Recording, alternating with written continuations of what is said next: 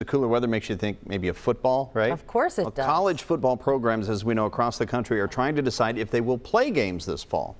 But if there is a season, it won't be the first time football is played during a pandemic. Sports anchor Caleb No takes us back in time. Take an image from today, turn it black and white, add some grainy texture, and you've got an image that takes you back 102 years. I think it's very similar. If you read the accounts in 1918, you're seeing a lot of misery in the world because of the pandemic. The world was faced with the influenza pandemic, tens of millions killed, cities quarantined along with colleges, including the University of Cincinnati. The quarantine at UC lasted for 3 weeks. They reopened in November. The pandemic, however, did not stop college football. It was shorter. They cut it down to 5 games. Originally, they had 9 or 10 scheduled. This is an image of a college football game in 1918. People find ways to make things work, especially when it comes to their love for college sports. The 1918 season for Cincinnati started in early November, about a month later than it normally would. And according to reports from that time, the local health board said no to public attendance. Only soldiers were allowed at the first game of the season.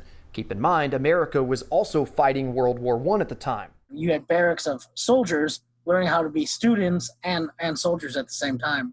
Interestingly, 1918 was the first time Cincinnati and XAVIER, which had a football team at the time, ever played against one another. St. X wanted to have something similar to a city championship, so they challenged UC. The city championship was the last game of the year, and there were fans there.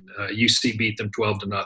But by that point in the season, the pandemic had already taken its toll on some teams. We don't have any patient records that show who was in that isolation pavilion. The only clue we have is that the football team was diminished by 25% over a very short period of time. Back to 2020, coaches everywhere are scrambling. Maybe you could have a scrimmage in the spring. Looking for some way to have a season. I think that starting, the first week of January would be the best way to go. But looking back in history might be the best place to start. In Cincinnati, Caleb No, WCPO 9 Sports. And a side fact here, most teams in 1918 only played games against other schools in close proximity. And that really mirrors what most conferences are doing right now.